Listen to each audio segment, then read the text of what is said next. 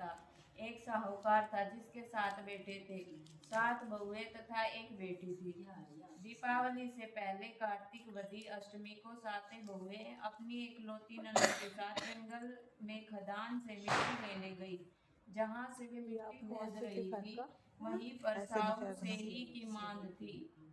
मिट्टी खोदते समय ननद के हाथ से सेही का बच्चा मर गया। साहू माता बोली कि अब मैं तेरी कोख बांधूंगी। तब ननद अपनी सासू भाभियों से बोली कि तुम मेरे बदले कोई अपनी कोख बंधा दो।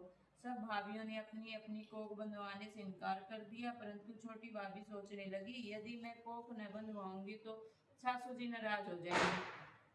ऐसा विचार कर ननद के बदले छोटी भाभी ने अपनी कोख बंधवा ली।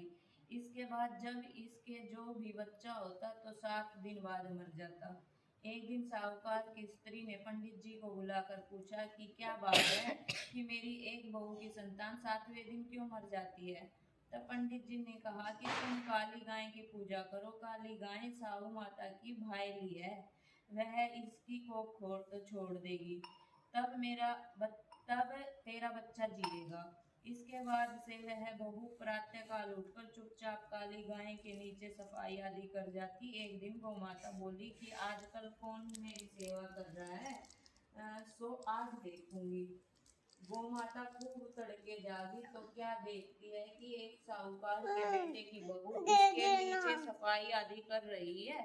गौ माता उससे बोली कि तुझे किस चीज की इच्छा है जो तू मेरी इतनी सेवा कर रही है, मांग, क्या चीज मांगती है। तब साहूकार की बहू बोली कि साहू माता, तुम्हारी भाईली है और उन्होंने मेरी कोख बांध रखी है, उनसे मेरी कोख खुलवा दो। गौ माता ने कहा अच्छा। तब गौ माता 7 समुंदर पार अपनी भाईली के पास उसको लेकर चली। रास्ते में कड़ी धूप थी, इसलिए दोनों एक पेड़ के नीचे बैठ गई। थोड़ी देर में एक सांप आया और उसी पेड़ पर गरुड़ पंखनी के बच्चे थे, उसको मारने लगा। तब साहूकार की बहू ने सांप को मारकर ढाल के नीचे दबा दिया और बच्चों को बचा लिया।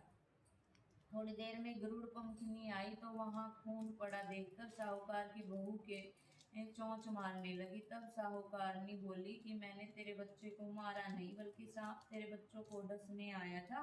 मैंने तो तेरे बच्चों की रक्षा की है। यह सुनकर गरुड़ पंखनी खूब खुश हुई और बोली, मांग, तू क्या मांगेगी। वह बोली, 7 समुद्र पार साहू माता रहती है, मुझे तू उसके पास पहुंचा दे। तब गरुड़ पंखनी ने दोनों को अपनी पीठ पर बिठाकर साहू माता के पास पहुंचा दिया। साहू माता उन्हें देखकर बोली कि आ बहन, बहुत दिनों में आई।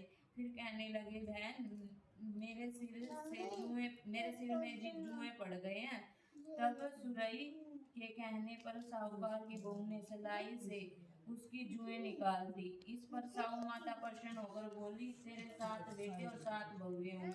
वह बोली कि मेरे एक भी बेटा नहीं, 7 बेटे कहाँ से होंगे, मेरी कोख तो तुम्हारे पास बंधी पड़ी है। यह सुनकर साहू माता बोली कि तूने मुझे ठग लिया, मैं तेरी कोख खोलती तो नहीं, परंतु अब खोलनी पड़ेगी।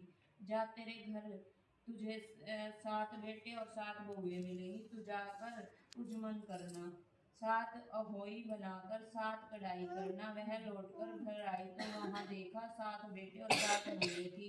वह खुश हो गई। उसने 7 अहोई बनाई, 7 उजमन किए तथा 7 कढ़ाई की। दीपावली के दिन जेठानियां आपस में कहने लगी कि जल्दी जल्दी पूजा कर लो, कहीं छोटी बहू बच्चों की याद करके रोने न लगे। थोड़ी देर में उन्होंने अपने बच्चों से कहा, अपनी चाची के घर जाकर देखाओ कि वह अभी तक रोई क्यों नहीं। बच्चों ने देखा और वापस आकर कहा कि वह कुछ मान रही है, खूब उजमन हो रहा है। यह सुनते ही जेठानियां दौड़ी दौड़ी उसके घर गई और जाकर पूछने लगी कि तूने कोख कैसे छुड़ाई। वह बोली, तुमने तो कोख बंधाई नहीं, सो मैंने कोख बंधा ली थी। अब साहू माता ने कृपया करके मेरी कोख खोल दी है। साहू माता ने जिस प्रकार उस साहूकार की बहू की कोख खोली, उसी प्रकार हमारी भी कोख खोलियो, सबकी खोलियो, कहने वाले की तथा उंघारे भरने वालों की तथा परिवार की कोख खोलियो। जय होई माता की जय।